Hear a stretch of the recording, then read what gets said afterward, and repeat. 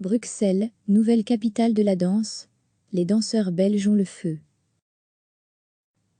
On parle souvent des artistes belges qui cartonnent dans la musique, moins de ceux qui cartonnent dans la danse. Pourtant, Bruxelles n'est pas en reste.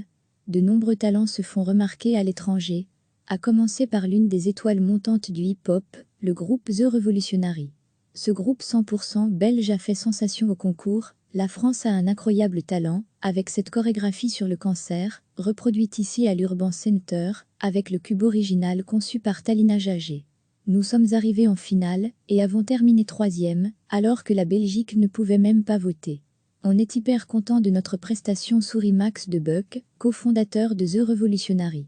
Ça a permis à la France de tourner un œil vers la Belgique et de voir qu'il y avait du potentiel, il y a de plus en plus de talent. Dans quelques années, Bruxelles va sans doute devenir une plaque tournante de la danse, comme Paris, Londres ou même Los Angeles, explique Max.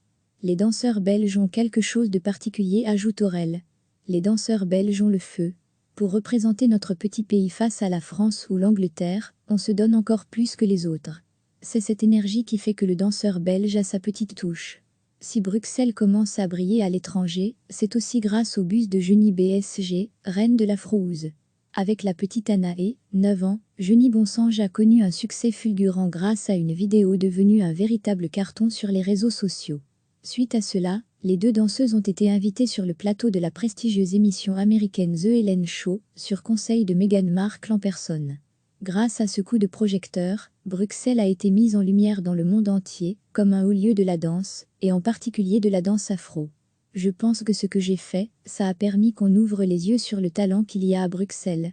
Maintenant, les choses commencent à bouger. Les gens se disent peut-être qu'un autre danseur va aller au Ellen Show, donc on va commencer à surveiller, rire. C'est cool, parce que c'est ça qu'il manquait à Bruxelles, sourit Jenny.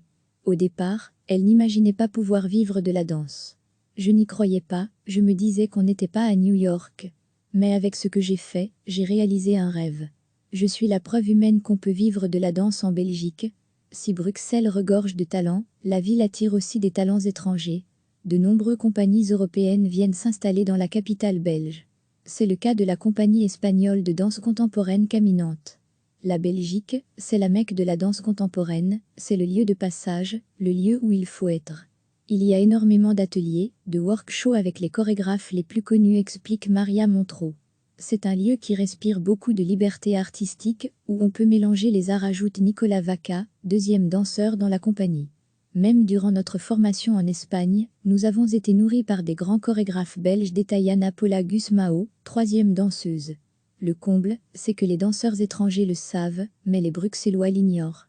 Mes amis bruxellois me demandent toujours ce que je fais ici, en tant que danseuse. C'est incroyable, affirme Maria en éclatant de rire. Mine de talent, haut lieu de création, Bruxelles est en train de devenir une terre fertile pour les danseurs, surréalisme à la belge. Les Bruxellois semblent être les premiers surpris. Recevez chaque matin l'essentiel de l'actualité. Cliquez sur s'abonner pour recevoir les dernières nouvelles.